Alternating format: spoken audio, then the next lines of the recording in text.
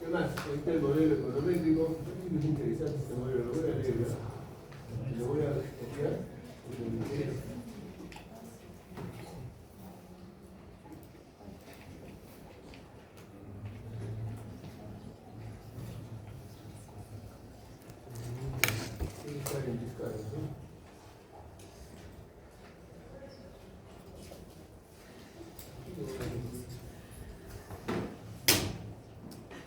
Después les digo cómo ha sido el trabajo, lo voy a digerir y les cuento cómo ha sido mi banquete. ¿Está bien?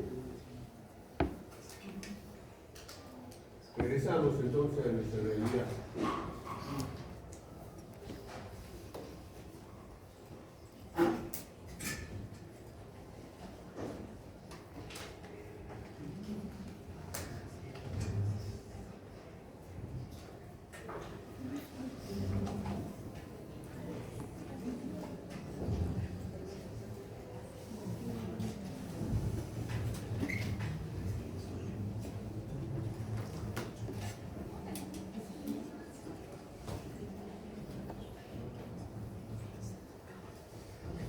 La vez pasada les he estado explicando el flujo de caja, ¿no es cierto? ¿Sí? No. O igual me decís no.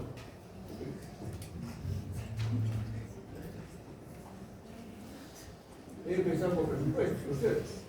¿Sí? ¿Ah? Ya se han salido mucho del salón. Con los que se han salido los voy a desalojar de una vez. Pónganse en su capa porque van a saltar por la ventana.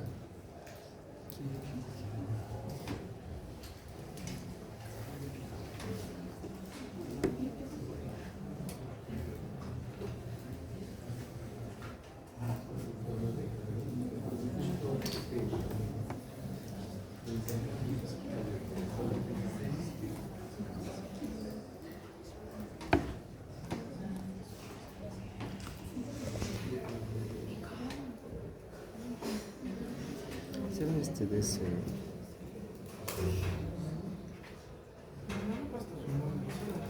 Ya, voy a empezar entonces. Les he explicado ya, ¿no es cierto?, lo que son los presupuestos. ¿Qué es un presupuesto? Un presupuesto viene a ser una previsión, ¿no es cierto? Es una previsión de flujo futuro. ¿Qué flujo? Por ejemplo, ingresos. ¿Por qué ingresa dinero en una unidad académica? Por vender, o una unidad productiva, quiero decir, por vender. Si vendo, hay flujos de ingresos, ¿no es cierto?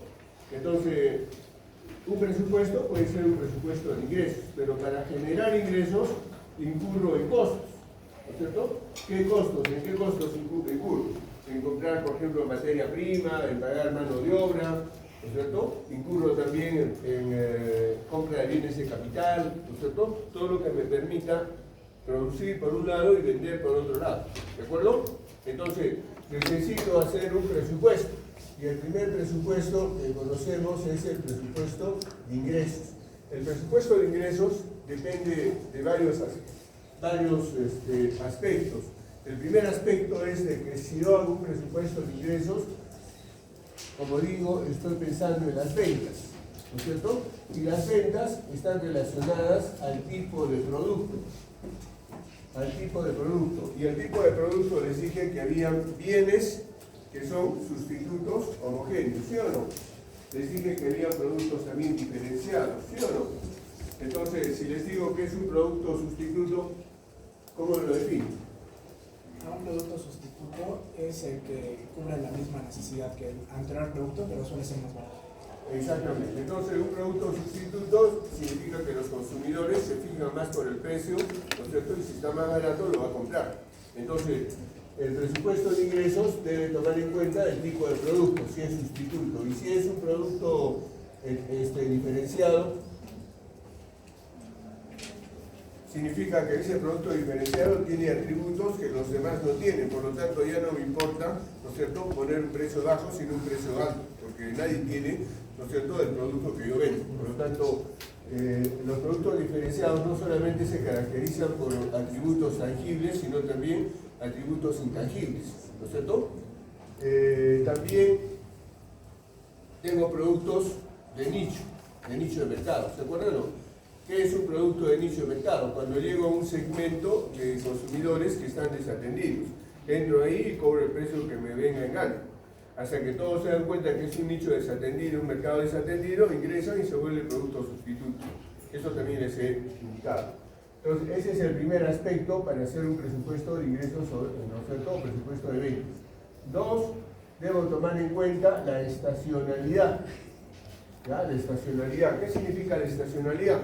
No es lo mismo vender confecciones que vender juguetes o que vender abarrotes, ¿sí o no?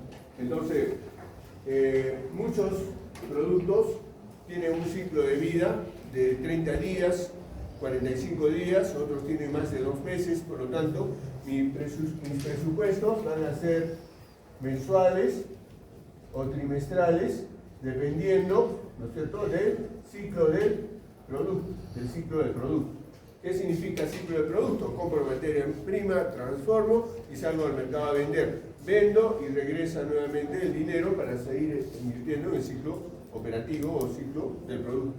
¿De acuerdo? Entonces, la previsión de mis ingresos puede ser mensual, trimestral, dependiendo del ciclo del producto. Y lo tercero es las estrategias para lograr, ¿no es cierto?, que los clientes consuman mi producto. Es la tercera. Entonces, cuando ustedes realicen un proyecto o un emprendimiento, tienen que tomar en cuenta esos 3 elementos. Nosotros ahora que en la escuela hemos lanzado, no sé si se han enterado ustedes, pero creo que sí, hemos lanzado un concurso de emprendimiento. Hemos recibido 9 emprendimientos, nos han capacitado hasta hoy día, creo que es el último día de capacitación, y luego la próxima semana nos van a clasificar los 3 mejores emprendimientos. Entonces, por supuesto que si ustedes están en esos emprendimientos, necesariamente tienen que tomar en cuenta, ¿no es cierto?, este presupuesto de ingresos, tomando en cuenta los 3 elementos que acabo de explicar. Entonces, luego voy a tener, vamos a seguir avanzando, ¿ya? Entonces, todo lo que les he explicado está en esta página. Luego, bueno, aquí tienen, vamos a decir, la forma como voy a establecer los precios, ¿no es cierto? El precio va a tomar en cuenta los costos totales más el margen de ganancia, y después del margen de ganancia van a calcular el impuesto general a las ventas. Entonces, hasta aquí le voy a llamar costo de ventas y aquí voy a llamar precio de venta. ¿De acuerdo? Esa es la forma como manejo, digamos, la lógica del precio. Y entonces luego voy a tomar en cuenta el precio unitario por el número de unidades que voy a vender, mensual, trimestral, etcétera, etcétera. Entonces, en esta lámina o en esta tablita van a tomar en cuenta o va a haber esa explicación.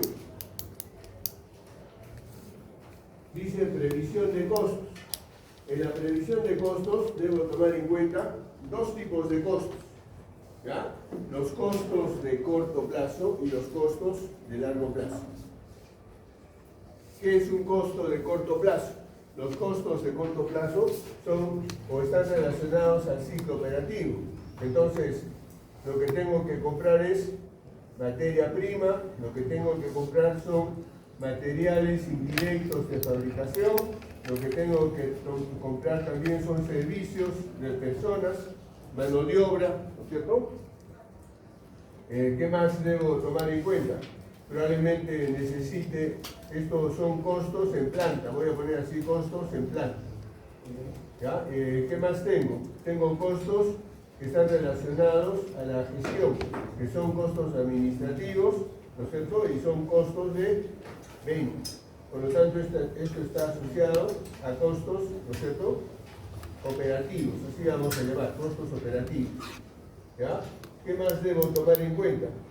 Debo tomar en cuenta también el financiamiento a corto plazo, ¿no es cierto? Entonces, todo esto involucra, ¿no es cierto?, el ciclo operativo.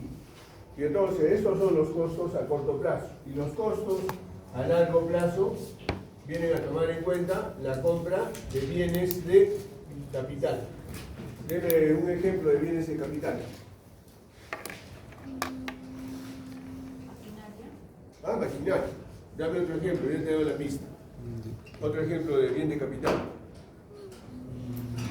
Herramientas. Dame otro ejemplo. Construcción, instalaciones. Ah, está muy bien. Entonces, edificación, ¿no es cierto? Edifico, construyo, ¿qué más? Puede ser muebles. Mobiliario, equipamiento, ¿qué más?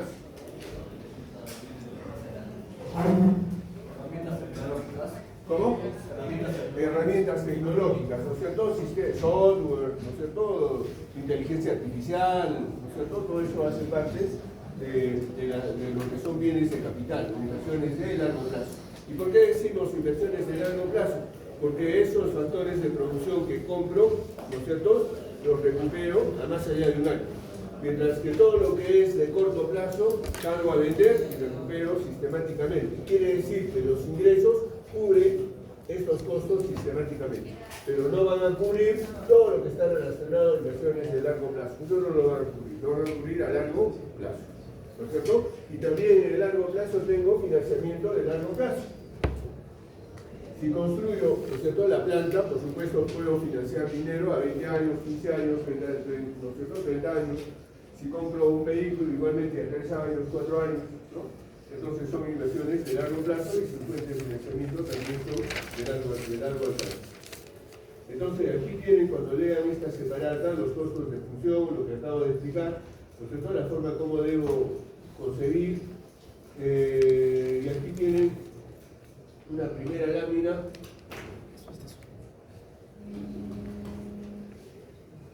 del presupuesto, ¿no es cierto?, de cómo planifico mi presupuesto. ¿Qué dice acá?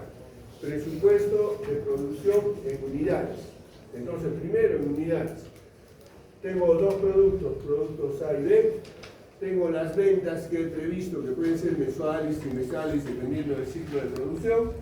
¿Y qué es lo que tengo acá? Inventario final, inventario inicial. ¿Qué significa inventario final, inventario inicial? Significa de que cuando hago presupuestos de producción, debo tener un stock mínimo de inventarios. ¿Y para qué tendría el stock mínimo de inventarios?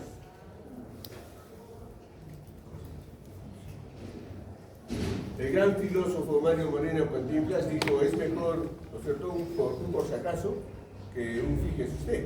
¿Y qué significa eso? Tengo un stock mínimo de inventarios. Si hay una sobredemanda, aprovecho la oportunidad del mercado. Si hay una paralización y no puedo comprar materia prima, si tengo un stock, no paraliza mi proceso productivo y por lo tanto, ¿no es cierto?, aprovecho mis inventarios. Por lo tanto, los inventarios vienen a ser un motivo de precaución.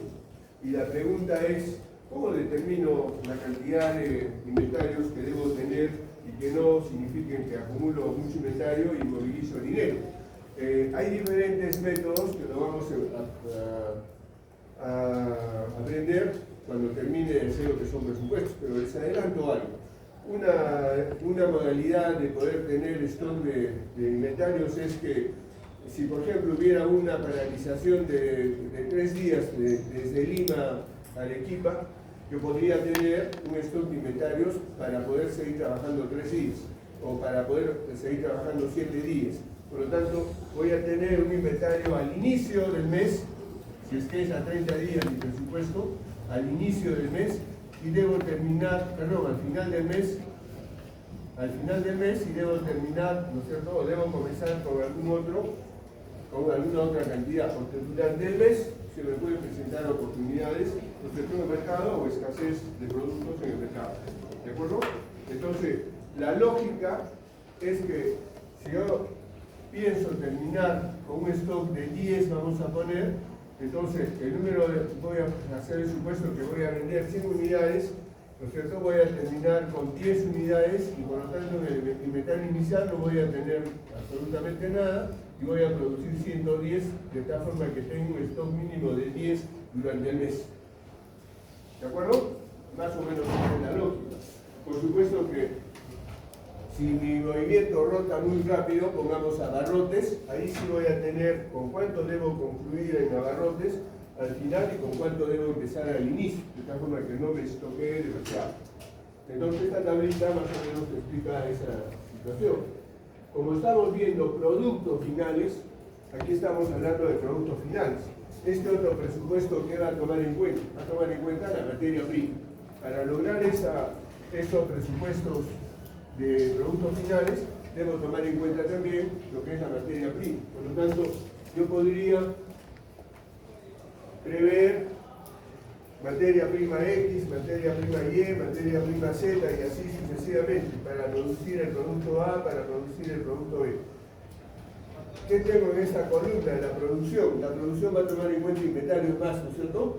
Entonces, para producir esos productos finales que hemos visto en la tabla anterior, voy a tomar en cuenta cuánto requiero de materia prima X para producir A, cuánto de materia prima Y para producir A y cuánto de X, ¿no es cierto?, para B. En total voy a sumar materia prima X de A y B, tengo acá el total, materia prima de Y para A y B, en el total en la otra columna. Ahorita vamos a ver un caso práctico para que se den cuenta, ¿no es cierto?, que es sencillo.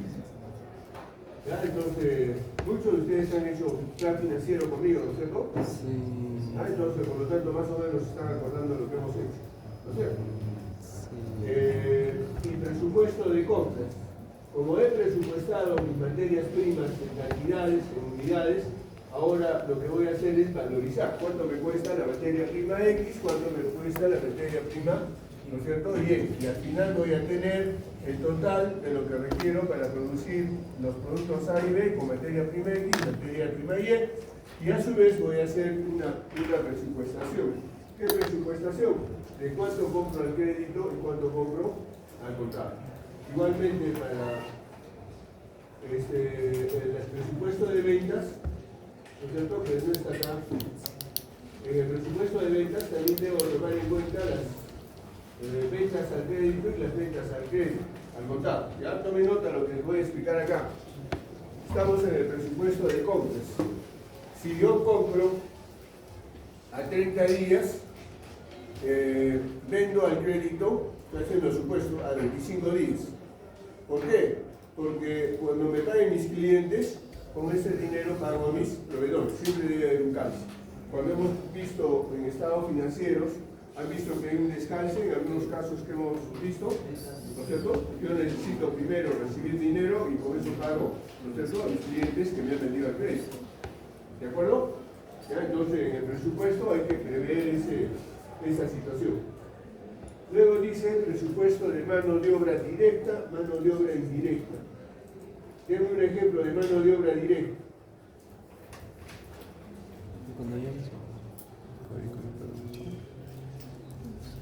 La mano de obra directa vienen a ser, ¿no es cierto?, aquellas personas que transforman el producto. Entonces, un operario, por ejemplo, confecciones.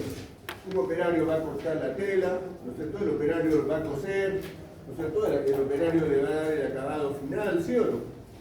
Entonces, eso es la mano de obra directa. Y la mano de obra indirecta viene a ser aquellos que contribuyen de forma indirecta en el producto cuando está terminado. Por ejemplo, en mano de obra indirecta podría ser el ingeniero que hace el control de calidad, revisa los productos para ver si cumplen o no con las normas, ¿no es cierto?, de calidad, si no las devuelve. Mano de obra indirecta. Tengo también operarios que están permanentemente haciendo el mantenimiento, ¿no es cierto?, del local para que no haya contaminación, etcétera, etcétera, mano de obra indirecta. Tengo personas que están embosando, dándole el empaque al producto, mano de obra indirecta. ¿De acuerdo? Entonces, para hacer el presupuesto de mano de obra directa o mano de obra indirecta, debo tomar en cuenta algo que hemos aprendido, que es la ley de MIPYME. ¿Qué dice la ley MIPYME? La ley MIPYME me dice que cuando es una microempresa, mi presupuesto va a ser diferente cuando sea pequeña empresa, o cuando sea mediana empresa, o cuando sea empresa grande. ¿Cuánto es el presupuesto? Voy a poner aquí primero de gran empresa, ¿ya? Si es gran empresa, voy a calcular 16 remuneraciones mínimas vitales más el 9% del empleador, ¿sí o no? Y esto, si mi presupuesto es mensual, esto lo voy a dividir entre 12 y eso es lo que yo tendría que cubrir cada mes, ¿no es cierto? Y por lo tanto mis ventas, que son mensuales, deben cubrir esa remuneración. ¿Está claro? Y entonces, ¿qué dice en la mediana empresa? De acuerdo a lo que hemos aprendido, en la mediana empresa igualmente son 16 remuneraciones mínimas vitales, ¿no es cierto? Más el 9%. ¿Y qué dice en la pequeña empresa? Eso sí saben, ¿no es cierto? Tienen que saber si quieren hacer presupuestos. Es el 14 remuneraciones mínimas vitales más el 4,5% durante 4 años. Y después ya te defiende solo, es lo que le dicen a la pequeña empresa de la ley, ¿no es cierto? Y si es microempresa, va a ser 12,5 remuneraciones mínimas vitales más el 4,5% que es el empleador, ¿no es cierto? ¿De acuerdo o no? Entonces, para hacer el presupuesto de mano de obra directa, mano de obra indirecta, tendría primero que tener la aceptación legal para ser reconocido como microempresa o como pequeña empresa. ¿Qué se requiere para ser pequeña empresa?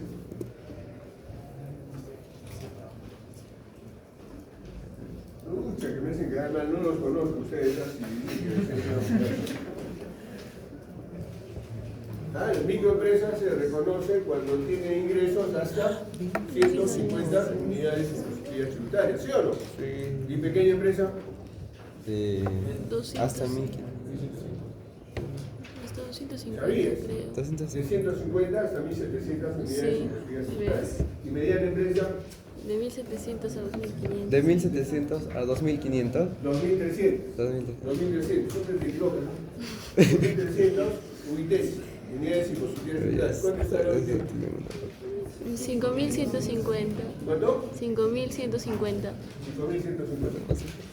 Entonces, y yo, para que pueda ser reconocida como microempresa, ¿qué tengo que hacer? Ya sé que una microempresa tiene 150 unidades, hasta 150 unidades de ventas. ¿Qué más? Para ser reconocido, para que me reconozcan como microempresa, ¿qué tengo que hacer? Para que acepten que debo pagar 12,5 remuneraciones a mis trabajadores. ¿Qué tengo que hacer? Inscribirme en el registro de la MICI. ¿Cómo me inscribo? Virtualmente pues ingresan a la Dirección Regional de Trabajo o ingresan al Ministerio de Trabajo, directamente. Ya lleva un formatito, ya lo Eso no me has dicho. ¿no es cierto? Entonces, es muy importante estos aspectos, ¿de acuerdo? Para poder hacer presupuestos de mano de obra. También hay otra forma de hacer presupuestos. Y otra forma de hacer presupuestos es que la ley me permite hacer un contrato de mano de obra a destajo. ¿Qué significa destajo? Significa que ya no me encargo yo del seguro social, o sea, de los aportes del empleador, nada, sino que a los trabajadores les pago por productos concluidos. Es lo que hace estas son las famosas subcontrataciones que hace Tata, Nietzsche, ¿no es cierto? Subcontratan empresas y les pagan por producto acabado. Por lo tanto, de esa forma me libero de tener presupuesto de planilla, ¿de acuerdo? Y solamente voy a hacer número de unidades por el costo unitario, ¿no es cierto?, que pago a los proveedores o a los subcontratados. ¿Está bien?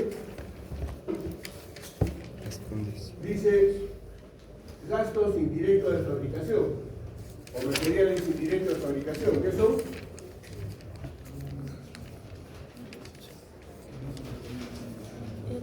¿Qué son los gastos indirectos de fabricación? Materia prima, ¿no es cierto? De repente energía, esos son costos directos. Combustible. Es directo.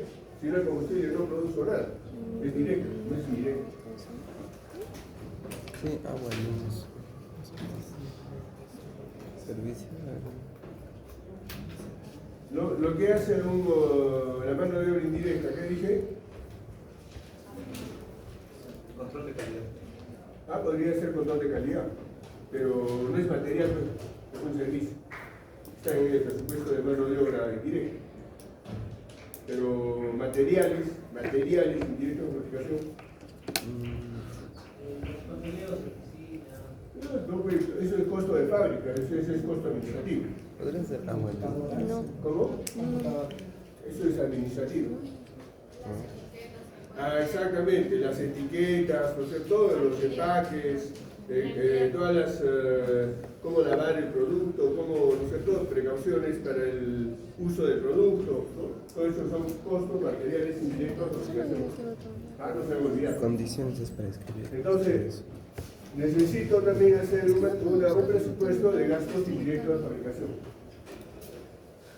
Y dice acá, en los gastos indirectos de fabricación, puedo tomar en cuenta la mano de obra directa, los materiales indirectos, preparación de equipo y energía. ¿De acuerdo? Cada uno de estos componentes puede tener sus propios presupuestos. ¿De qué va a depender? Si mi empresa es grande, entonces voy a hacer un presupuesto de cada cosa. Pero si mi empresa es pequeña empresa, puedo juntar todo. Presupuesto de administración y ventas. Entonces, hasta ahorita hemos visto costos de fábrica. Seguimos en el ciclo operativo. Inversiones de corto plazo retornan a corto plazo. ¿Está claro? Y el presupuesto de administración ya no son costos de planta, sino, como su nombre lo indica, costos administrativos o costos operativos. ¿Ya? Entonces, en gastos administrativos, ¿qué tengo? ¿Qué gastos? Sueldo, remuneración de personal administrativo. ¿Qué más? Son beneficios Alquileres, ¿qué más? productivos del país, datos que obtengan. Mantenimiento de equipos. No de este, ¿cómo se llama? En moneda nacional. ¿Qué servicio? Ya, suministro. Luz, agua. Internet puede ser. ¿Seguros? Mantenimiento de limpieza. ¿Qué más? ¿Cómo? Ese es presupuesto de gasto de ventas.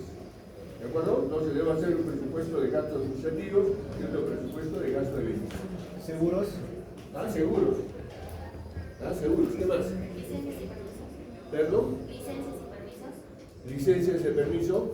Licencias y permisos. Licencias y permisos. Eso lo haces una sola vez cuando creas el proyecto.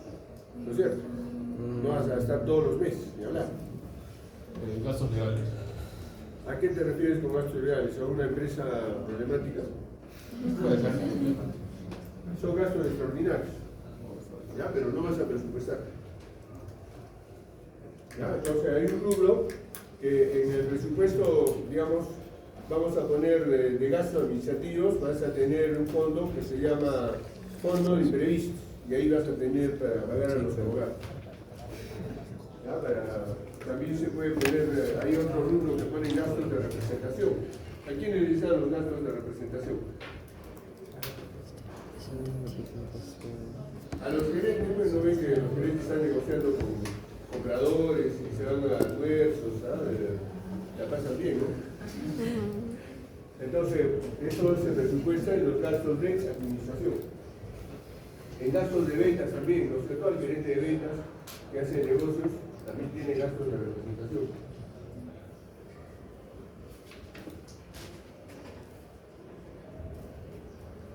Dice presupuesto de capital y de inversiones. Si hemos visto, ¿no es cierto?, ¿qué son? Ya lo hemos enumerado, me paso de lado. Aquí hay en esta tablita algo que también deben entender. Dice, por ejemplo, terrenos, edificaciones, maquinaria, etcétera, etcétera, y tienen, ¿no es cierto?, su tabla de depreciación. Eso es de acuerdo a la norma, ¿no es cierto?, tributaria peruana. Entonces ahí tienen cuánto se deprecia. Y entonces también deben tomar en cuenta que en finanzas, cuando compramos una máquina, un terreno o una edificación, siempre lo evaluamos, cada activo evaluamos con su valor presente neto, para saber si se justifica o no se justifica, ¿no es cierto?, esa inversión. Siempre. Eso quiere decir que la inversión inicial tiene, ¿no es cierto?, imaginémonos un vehículo de 30.000 soles. ¿Cuánto es la inversión inicial de ese vehículo? 30.000. Año cero. ¿Ya? Vamos a poner año cero.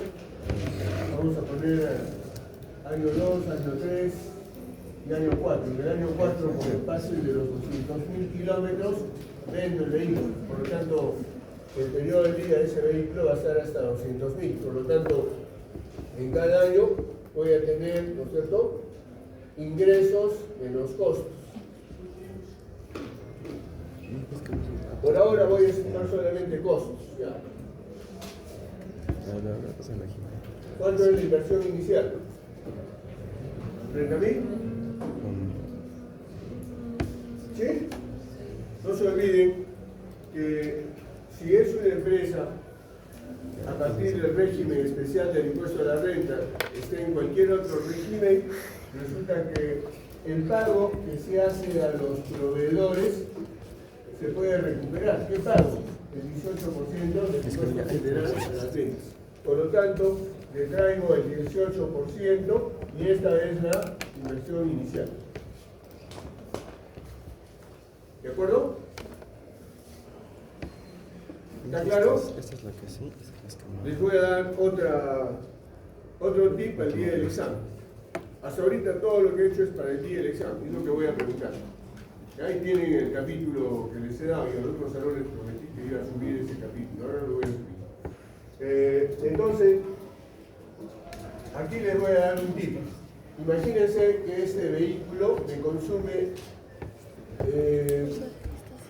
anualmente, voy a decir, me consume 2.000 soles, promedio 2.000 soles de combustible, más mantenimiento y todo, ¿ya? 2.000 soles, es lo que estoy haciendo un reviso. Si ustedes observan, aquí tengo una relación de puro costo, ¿sí o no? Tengo costos. Y entonces yo puedo analizar, o yo puedo, porque ahí dice valor presente neto. No hay ingresos, todos son costos. Por lo tanto, lo que yo voy a tener acá es el valor presente neto de los costos. ¿Qué es ¿Están escuchando? De los costos.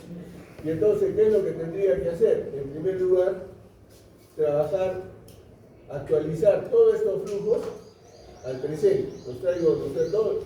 Del año 0 al año 4, ¿no es cierto? Voy a tener un valor monetario, ¿sí o no? Es lo que me cuesta este vehículo, ¿de acuerdo? Y luego, ¿qué voy a hacer? ¿Ustedes se acuerdan de lo que es una anualidad? ¿Se acuerdan qué es una anualidad?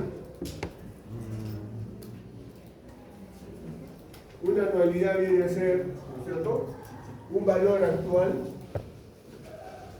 Me compro un vehículo, pongamos a 30.000, aquí está, ya lo pongo acá. Me compro el vehículo, valor actual 30.000 soles. Y lo compro a plazos, ¿no es cierto?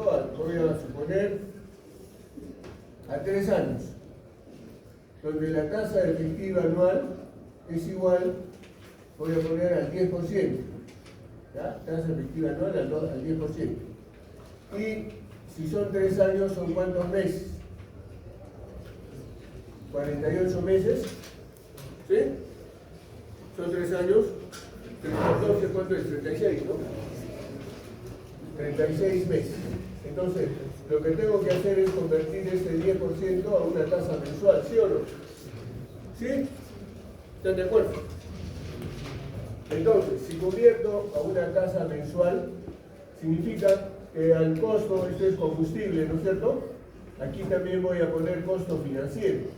Voy a sumar los 12 meses que debo pagar, 12 cuotas, 12 meses, 12 meses, 12 meses y voy a tener el costo total anual. Costo total año 1, costo total año 2, costo total año 3, costo total año 4. ¿Está claro lo que estoy haciendo? ¿Sí? Entonces, lo que voy a hacer ahora es actualizar todos estos costos, los voy a traer al presente.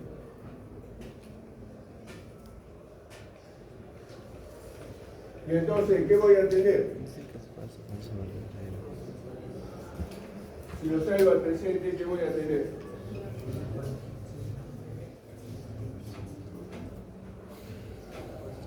El valor actual de costos, ¿no es cierto?, de los 4 años, ¿sí o no?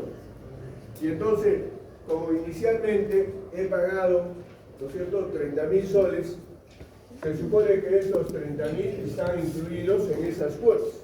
He pagado intereses más la amortización de la deuda, ¿sí o no? Entonces, en el valor actual, ¿qué debo tener? ¿Qué debo de traer? Debo de traer los 30.000, porque eso es lo que estoy devolviendo. Entonces, el valor presente neto va a tomar en cuenta el valor actual de costos menos la inversión inicial, que vendría a ser los 30.000. En esos 30.000 voy a detraer el 18%. ¿Está claro? Y entonces resulta que al año 1, valor presente neto, al año 0, perdón, voy a tener un valor, ¿no es cierto? Valor presente neto al año 0. Ese valor que me salga, lo voy a distribuir con una anualidad. Y regreso nuevamente a lo que acabo de hacer aquí, ¿no es cierto? Si tengo 30.000 y tengo que pagar una cuota cada mes y es anual durante 12 meses, tengo un valor actual de costo, ¿sí o no? Entonces, los ingresos que yo genere vendiendo el producto X y S deben cubrir los costos que genero cada año. Eso, en otras palabras, se llama costo anual equivalente. ¿De acuerdo? Costo anual equivalente. Ustedes en el texto, en el libro que ustedes ven, van a encontrar donde dice tópicos de finanzas, esa estimación. ¿Ya? Pero más adelante vamos a ver ejercicio. Ahorita no pretendo, ¿no es cierto?, que ni eso les voy a tomar, porque los mato, pues quizás esa pregunta. ¿No es cierto? Entonces, mi intención es que vivan. Pero entonces no se olviden que cada decisión de inversión en edificación, maquinaria, vehículos, hay que tomar en cuenta que los costos deben ser cubiertos con los ingresos que se certifiquen o que se presupuestan. Y el presupuesto del financiamiento, como está acá, va a tomar en cuenta la amortización y los intereses y el pago o cuota fija. Esa cuota fija, si es mensual, la voy a llevar a mis presupuestos. ¿Está claro? ¿Qué más? Dice presupuesto tributario y estado de resultados. El presupuesto tributario va a tomar en cuenta el impuesto general a las compras y el impuesto general a las ventas. No corresponde en el régimen único simplificado. No corresponde si es un régimen único simplificado. Si aplica al RER, si aplica al MIPE tributario y si aplica al régimen general. Entonces, las tablas que ustedes van a encontrar en este capítulo tienen que utilizarlas adecuadamente, dependiendo, ¿no es cierto?, de qué tipo de régimen estamos hablando.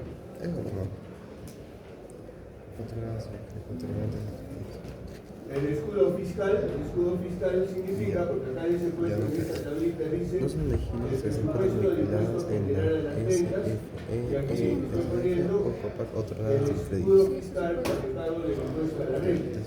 ¿Dónde deduzco el impuesto a la renta? En el estado de resultados. Por si acaso, el escudo fiscal no aplica en el régimen único simplificado y tampoco en el régimen especial del impuesto a la renta, tampoco aplica. El escudo fiscal solo tengo el régimen tributario y el régimen general. No se van a equivocar porque esas preguntas teóricas seguro que las voy a preguntar.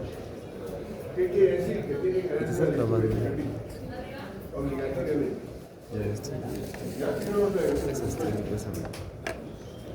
Y entonces, el escudo fiscal, como el escudo fiscal para pago del impuesto a la renta, se calcula en el estado de resultados.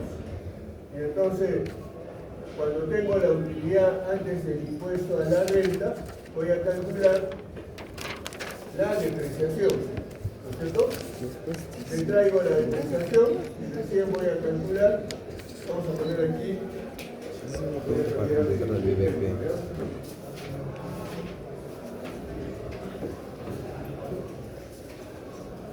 vamos a poner utilidad de operación menos depreciación, tengo la utilidad antes del impuesto a la renta, calculo el impuesto a la renta y voy a tener recién la utilidad neta. Voy a hacer un supuesto, ¿verdad? Asumamos de que en utilidad de operación tengo como 100.000. Asumamos que en depreciación tengo como 20.000. Entonces, 100.000 menos 20.000, 80.000. Y el impuesto a la renta supera el 29,5%, ¿cuánto es? ¿Cuánto es el 29,5 de 80.000?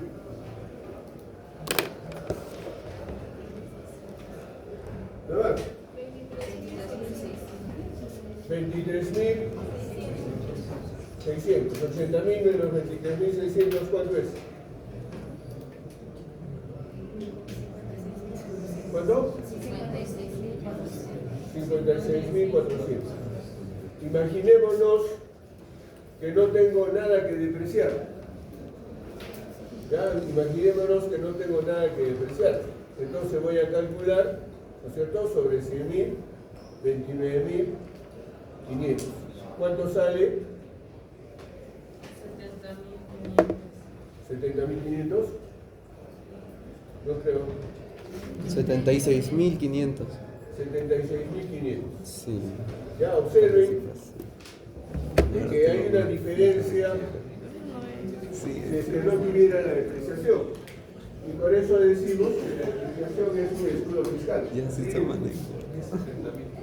70.500. ¿Quién se equivocó entonces? Yo, ella, bro. Yo creo que me equivoco. Ya, entonces no se olviden, el escudo fiscal te permite pagar menos impuestos a la renta y una menor salida de dinero. Y eso es lo que voy a llevar al flujo de caja. ¿Cuál es lo que voy a llevar al flujo de caja? Tomen nota. Lo que voy a llevar al flujo de caja es esto, porque esto sí es salida de dinero, es lo que tengo que pagar al fisco. Porque el estado de resultados, como he dicho, no es un flujo de caja. Bajo el principio de realización, Sí, se la sociedad como que todo entra a caja y todo sale. debe ser la ¿Está el bien? Estructura del flujo de caja. Esta parte que voy a explicar es bien importante. Ya, es muy importante, van a tomar nota. Que es parte de lo que voy a tomar en el examen. El flujo de caja viene a ser la consolidación de todos los presupuestos. ¿De acuerdo? Viene a ser la consolidación de todos los presupuestos. Y el tipo de flujo de caja que vamos a emplear son tres flujos de caja que tienen comportamientos diferentes. Uno a corto plazo y otro a largo plazo. ¿Ya? Entonces, todo lo que son actividades de operación son de corto plazo. Todo lo que son actividades de inversión son de largo plazo. Y todo lo que son actividades de financiamiento son de tanto de corto plazo como de largo plazo. Por lo tanto, si son flujos de caja, siempre voy a tener ingresos, egresos y los saldos de actividades de operación. Igualmente, en actividades de inversión voy a tener ingresos, egresos y saldos de actividades de inversión. Igualmente, en actividades de financiamiento voy a tener ingresos, egresos, ¿no es cierto?, y saldos de actividades de corto plazo de financiamiento. De largo plazo, ingresos, egresos y los saldos de actividades, ¿no es cierto?, de financiamiento a largo plazo.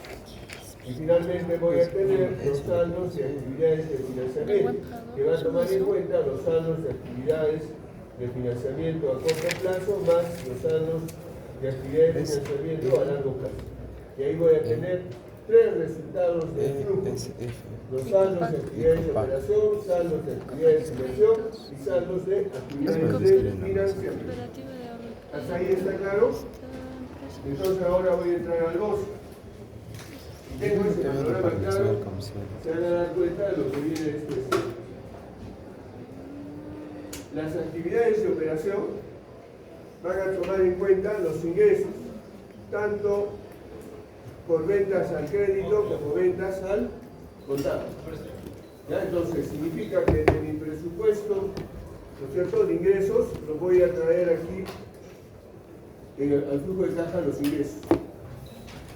Egresos, dijimos, costos de producción, ¿sí o no? Sí. O sea, lo que ocurre en planta. Y en lo que ocurre en planta tengo costos directos, costos indirectos que vienen de mis presupuestos que lo he explicado. ¿Ya? Igualmente, compras al crédito, ¿no es cierto?, compras al crédito. ¿Está claro? ¿Ya? Entonces, no se olviden, las compras al crédito son coherentes con las ventas al crédito. Debe haber un calce. En el flujo de caja me voy a dar cuenta que en efecto, ¿no es cierto?, hay un equilibrio. ¿Ya? No se debe olvidar.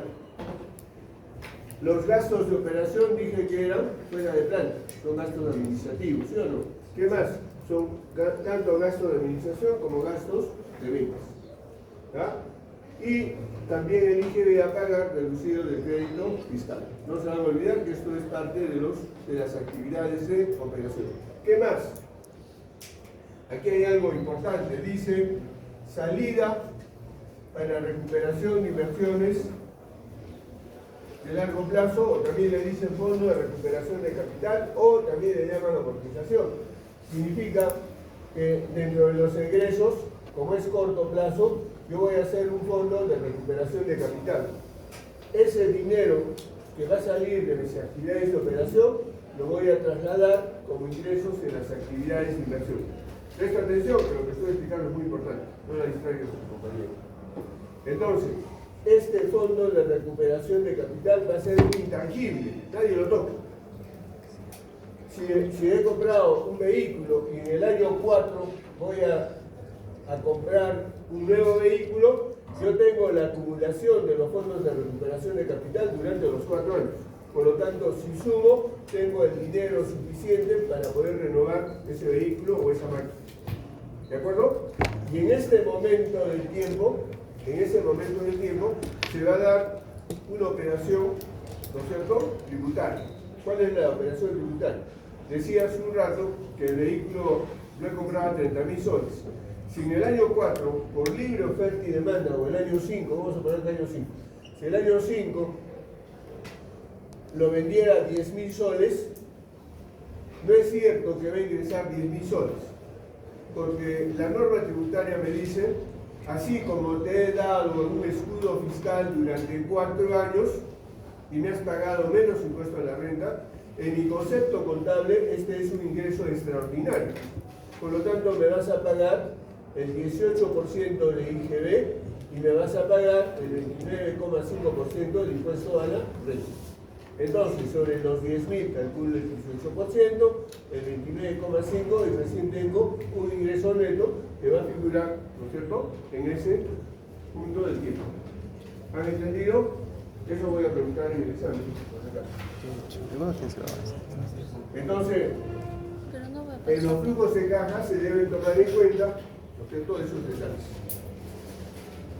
Luego tengo ¿por qué conceptos ingresa dinero? Ya vamos a ver actividades de inversión. Dice venta de tecnología, bienes de capital, intangibles, etc. Acabo de hacer la venta del vehículo, ¿no es cierto? Entonces, ingresa dinero por la venta, por la renovación de tecnología. Ingresa dinero porque hago un fondo de recuperación de capital a largo plazo. Ese fondo de recuperación de capital no solamente es por vehículos, es por máquinas, por sistemas informáticos, por todo lo que es de largo plazo. Es un fondo intangible, como decir. Y sale dinero y con eso se renueva la tecnología. Como se dan cuenta, esa parte es bastante técnica. Y en mi empresa nunca va a sacar dinero para renovar nuestro capital. El fondo de recuperación de capital también el mantenimiento de infraestructura, cambio de cableado, ¿no es cierto?, cualquier otra necesidad va a ser parte del fondo de recuperación de capital. Muy bien, luego egresos. Sale dinero por la compra de tecnología nueva, por la compra o renovación de tecnología. Sale dinero porque compro terrenos, sale dinero porque edifico, ¿no es cierto? Y luego voy a tener ingresos menos egresos, los saldos de actividades de inversión. ¿De acuerdo? Actividades de financiamiento. Las actividades de financiamiento es más fácil de entender porque en realidad ingresa dinero cuando hay aporte propio o cuando me presto dinero. Entonces aquí tienen ingreso dinero por aporte propio, ingreso de dinero por deudas a corto plazo y deudas a largo plazo. El aporte propio, aquí no estoy considerando el pago a los dueños de un negocio. Imagínense que es una micro o pequeña empresa. Y en la micro y pequeña empresa invierten 20.000, 30.000 soles. Y si son actividades de financiamiento, voy a hacer el supuesto de que sea 30.000 soles que es aporte propio y después me presto a largo plazo o a corto plazo, vamos a suponer 20.000 soles. En los egresos, ¿qué estoy poniendo? Pagos por deuda a largo plazo, a corto plazo, amortización más intereses. Si me he prestado dinero a largo plazo, amortización más intereses.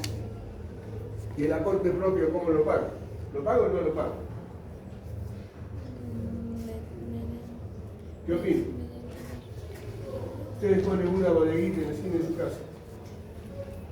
Entonces, ¿aquí de financiamiento se pagan ustedes? ¿No? ¿Así? Haría su mal negocio. no serías emprendedor. Y es bueno que me digas sí, porque ahorita te digo, te doy la razón. O te explico mejor dicho la razón.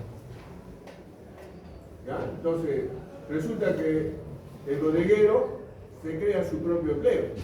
¿No es cierto? Le pagan un sueldo todos los meses. Y entonces por ahí está pues la devolución de lo que es invertido. En lugar de contratar al vecino para que venda, ¿no es cierto?, en tu bodeguita, tú eres el que vende. O le hace trabajo al hijo, o al hermano, ¿no es cierto?, al papá. Y entonces por ahí fluye pues el beneficio, ¿no es cierto?, para el microempresario, pequeño empresario. Entonces no se olviden de incluirse pues ustedes en el presupuesto de personal, ¿no es cierto?, por administración del negocio. No se van a olvidar.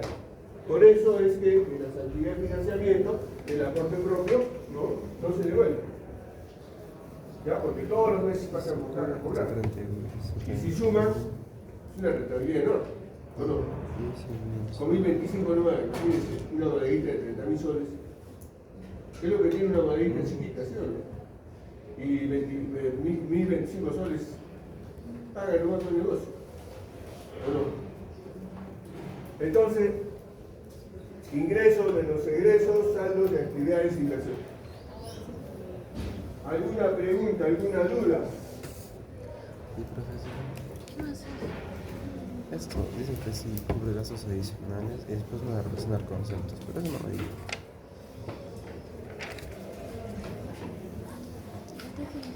Aquí voy a explicar algo muy importante. El famoso flujo económico. Les he explicado las tres actividades, ¿no es cierto?, del flujo de caja, o las tres partes que tiene un flujo de caja general. Y aquí vamos a definir dos conceptos que son muy importantes: el flujo económico y el flujo financiero.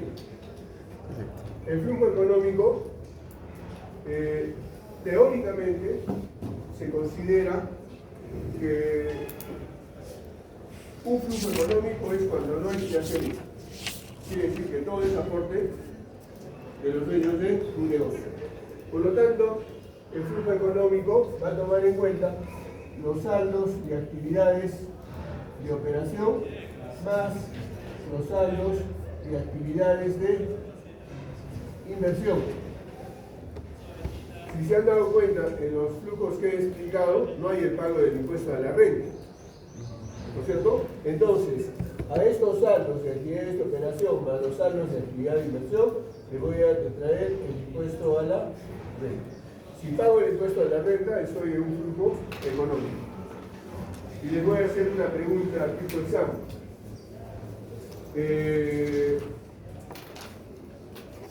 ¿Cómo determino el flujo económico en el régimen único simplificado?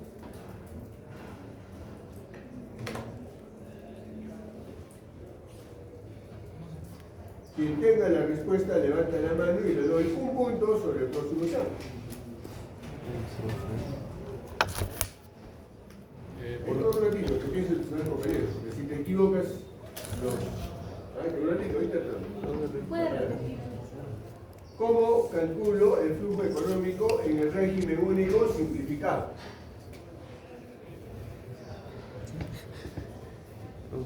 Después viene la pregunta en el ¿Cómo red, determina el flujo económico en el después viene en el nivel tributario ¿Cómo determina el flujo económico y en después el viene en el régimen general. régimen único simplificado?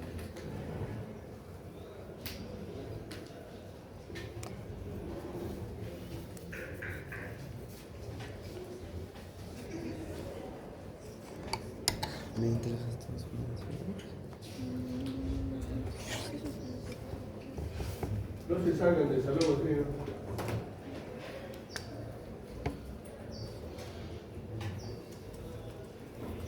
Mentalmente se pueden salir como están mirando los ejemplares. Bueno, mediante los estados de resultados.